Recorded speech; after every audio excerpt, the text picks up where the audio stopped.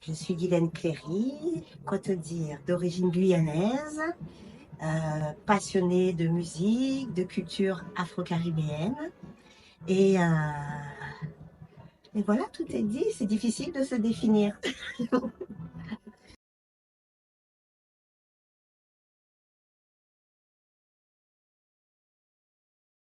Bizarrement, j'ai pas de modèle en soi pour dire que telle personnalité ou telle success story m'inspire. Non, c'est plutôt les personnes que j'aime qui m'inspirent bizarrement.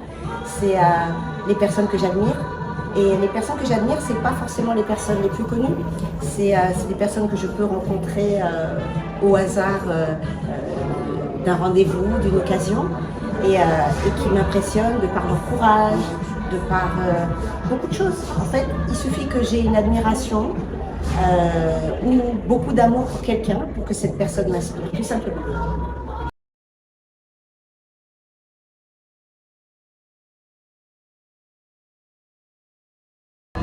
Alors, il y a beaucoup de bons moments. Je crois que le simple fait d'avoir une carrière en tant que manager et d'accompagner des artistes qui, eux, ont une carrière, ça sous-entend énormément de bons moments.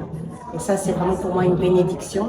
Mais je dirais, les moments qui m'ont marqué, c'est par exemple l'Olympia d'Edith Lefel, c'est la rencontre avec Nelson Mandela et Michael Jackson en Afrique du Sud, c'est une magnifique rencontre, un week-end avec Henri Salvador, où on a passé notre temps à rire. Et puis bien sûr, tous ces périples autour du monde avec mes artistes, Keisha, Lisha, Tania Saint-Val, Chris. C'est tellement riche que tous ces moments de partage sont uniques en fait.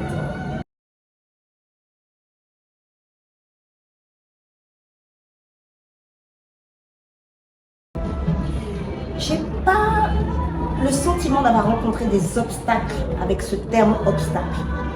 Alors, est-ce que c'est parce que moi je ne le prends pas comme tel? Mais je dirais plutôt que j'ai eu beaucoup de défis à relever, des challenges à affronter, où il a fallu retrousser les manches. Mais à chaque fois, j'ai trouvé ça super positif parce que c'est toujours ce qui m'a amené à passer au niveau supérieur, à me réinventer, à penser en dehors de la boîte. Et finalement, j'ai jamais vécu ça comme des obstacles. Alors, on ne peut pas dire que tout est facile, ça c'est clair.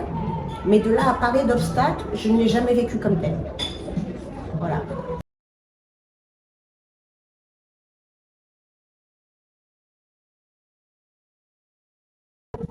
Je pense que j'accueille la vie telle qu'elle me présente les situations. Après avoir fait 23 ans de management, je me suis retrouvée chez Universal en Afrique, en Côte d'Ivoire pendant 5 ans, 4 ans et demi exactement. Et j'ai été remerciée de mes fonctions il y a presque un an, il y a un an maintenant, en 2023. Et du coup, après ça, j'ai eu plusieurs opportunités, plusieurs rencontres. Donc j'ai surfé sur l'une, sur l'autre, et puis jusqu'à ce magnifique projet qui me plaît énormément.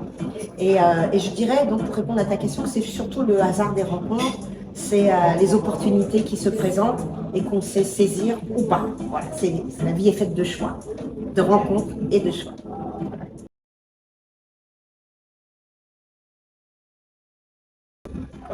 Alors, Cook Forever, c'est une application de matching qui met en relation des personnes qui cuisinent chez elles avec l'entourage qui a envie de déguster ces petits plats faits maison. Donc voilà, c'est la ménagère ou le papa ou peu importe, toute personne qui a envie de cuisiner. On n'est pas forcément des professionnels de la cuisine hein, quand on utilise Cook Forever. Simplement, on a envie de partager les petits plats qu'on concocte avec amour et qu'on prépare pour sa famille, par exemple. Il reste 1, 2, 3, 4 portions. Plutôt que mettre au frigo, plutôt que jeter, eh bien, on prend une photo, on met sur l'application et on propose à son voisinage qui lui va déguster et découvrir ces petits plats faits maison. Voilà. En résumé, hein.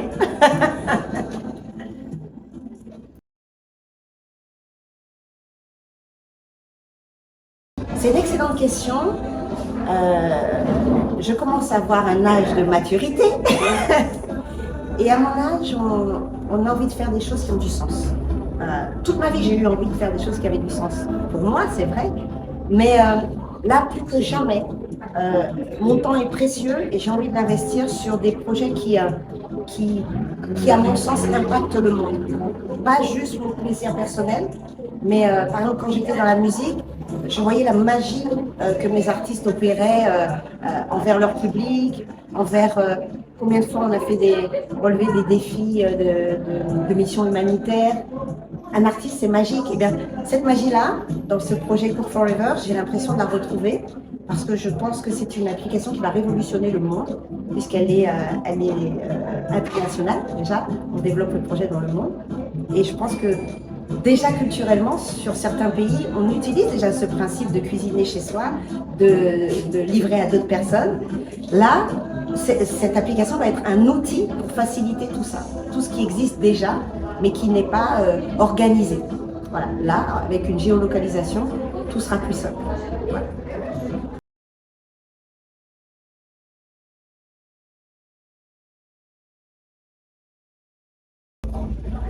Alors, je dirais que moi, je ne passais pas beaucoup de temps en studio.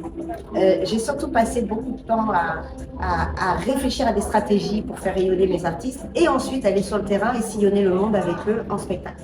Donc pour moi, ce qui qualifie un peu les aventures que j'ai vécues avec les artistes, c'est les voyages. Et là, avec Cook Forever, j'ai bien l'intention de voyager aussi, parce que c'est une application que je veux offrir au monde. Pas juste à la France, pas juste à la région parisienne ou quoi que ce soit. Non, non, c'est vraiment un projet international donc qui va m'amener à voyager beaucoup aussi. Et voyager à travers un autre art que l'art de la musique, ce sera l'art culinaire. Et dans les deux cas, finalement, on se retrouve à sublimer des talents. Dans un cas, l'idée c'était de sublimer les talents de chanteurs. Là, c'est de sublimer des talents culinaires. Ça reste de l'art. Voilà.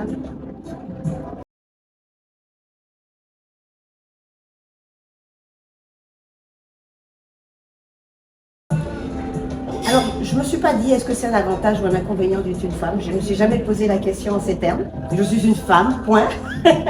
Par contre, on a intérêt à jouer de ses atouts quand on est une femme. Et je dirais que ce qui me définit, c'est que je suis quelqu'un qui a de la poigne. Je suis quelqu'un qui sait ce qu'il veut. Je suis une personne qui sait ce qu'elle veut. Et je dirais que je suis une main de fer dans un gant de velours. Voilà, donc tout est, dans ma vision des choses, tout est clair, organisé, mais il y a une part de fantaisie et de douceur et beaucoup d'amour dans la façon dont je gère les choses. Ouais, tout est fait avec du love, quel que soit le métier que je fais, que ce soit m'occuper de mes artistes, que ce soit d'aller à la rencontre des gens qui vont découvrir mes artistes, ou que ce soit aussi aujourd'hui de faire découvrir Cook Forever. Tout ça, c'est une histoire d'amour. L'amour de la cuisine, l'amour de la musique. Voilà.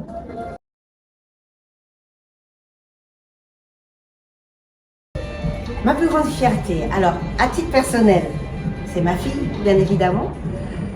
Maintenant, pour les auditeurs, je dirais au niveau de la fierté professionnelle, c'est c'est la gratitude que j'ai dans mon cœur quand je vois tous les professionnels de l'industrie musicale qui me portent tant de respect, tant de bienveillance. On parlait de love tout à l'heure, mais c'est vraiment ce que je reçois. Et waouh, à ce niveau-là, je suis vraiment chanceuse et bénie parce que je crois que c'est ma plus belle réussite, c'est que j'ai pas de haters. J'ai que des gens qui respectent mon travail, qui respectent mon application et déjà merci à toutes ces personnes.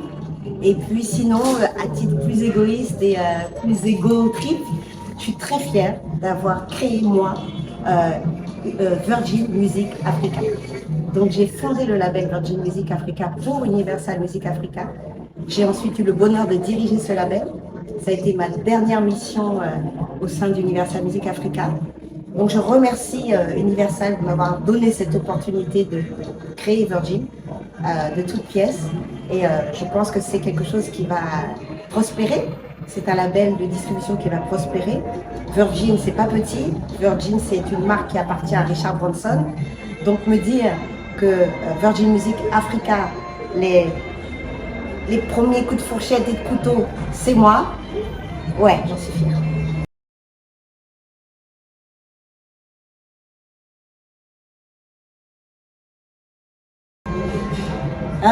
Le conseil que je donnerais, c'est de ne surtout pas avoir peur de la vie, quels que soient les challenges qu'elle nous propose parfois, qu'on ne comprend pas toujours sur l'instant. Mais le temps apporte toujours des réponses positives à ces challenges. Et c'est tellement important de croquer la vie. La vie est vraiment belle et d'apporter sa petite touche à cette vie. C'est-à-dire que la vie, elle ne se subit pas. Il faut la dessiner, il faut être dans l'action et la concevoir comme on a envie qu'elle soit, voilà, à son image. Donc ce qui fait que quand chacun apporte sa petite touche comme ça, ça fait un arc-en-ciel de couleurs et ça donne cette belle vie que chacun vit de son côté et tous ensemble aussi, réunis. Voilà, donc je dirais à cette petite fille, amuse-toi, plus de jeu que dans jeu.